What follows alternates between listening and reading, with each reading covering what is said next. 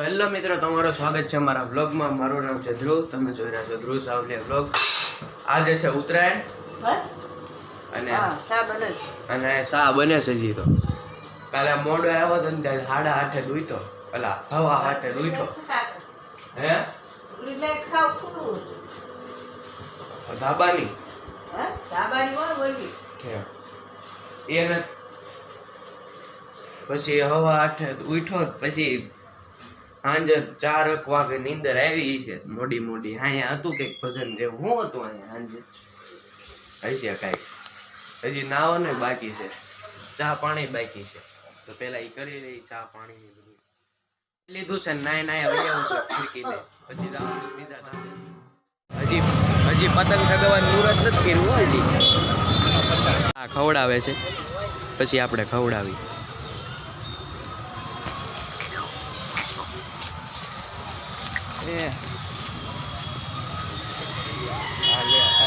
લઈ લીધું લે ખાઈ લે.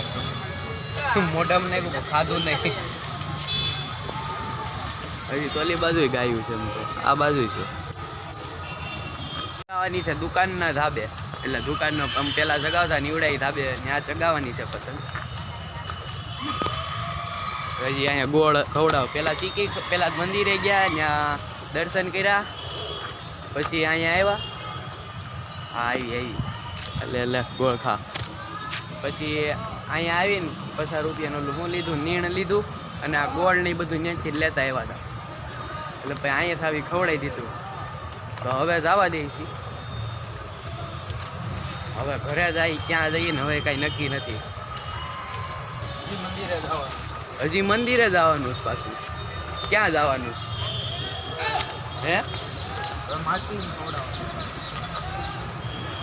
હજી ક્યાંક જવાનું છે.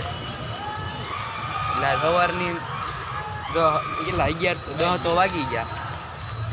10:05 થઈ ગઈ.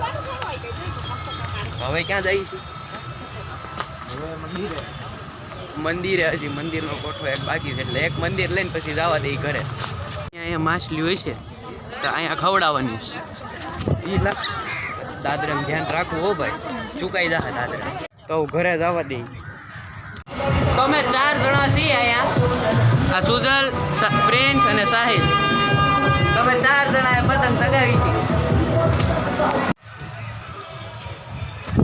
કેમ બાકી કઈ ઘટ્યા? કાલ આખી રાત જાગ્યા છે ને, એટલે સમજો ઈ ઉઈ ગયો. હું ઘરે હોઈ આવ્યો છું ખાવા. 1:30 વાગે ખાવા આવ્યો. નકર છે ને મારે 12 વાગે ખાવા જોઈએ. ખાવામાં છે ઊંધિયું અને રોટલી. તો પેલા ખાઈ લઈ લીધું છે ને હું પાછો જાઉં છું ત્યાં. આપણે આજ નકરી પતંગ જ ચગાવવાની. આરામ બારામ કઈ થાય નહીં. આજે ઉત્તરાયણ વરમ એક જ વાર આવે, એટલે ફૂલ બાકા જીકી હો. ઓલા બધા ગયા છે ખાવાનું. અહીંયા એકલો છું ધાબેન પતંગ ચગાવું છું. જો ને કેટલી સગાઈ નાખી પેલા એકલા.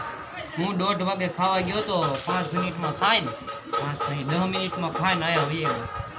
ત્યાં શું વાર લાગે પતંગ ચગાવવાની? આરામ નથી કર્યો. કાલે સાંજે 3-4 વાગે સૂતો કાલ શેરીમાં હતો. કાલ બાજુની શેરીમાં આખ્યા નહીં છે.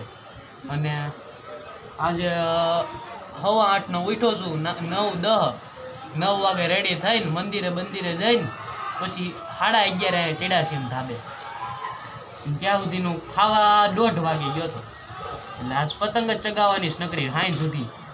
ઓલા બધા બહાર જવાનો પ્રોગ્રામ કરે છે. હવે જાય તો કાંઈ ખબર નહીં બહુ. આપણે દાઈને રહેવાનું છે. આ ધાબુ સારું છે એમ તો. અત્યારે આમ 2 સહી.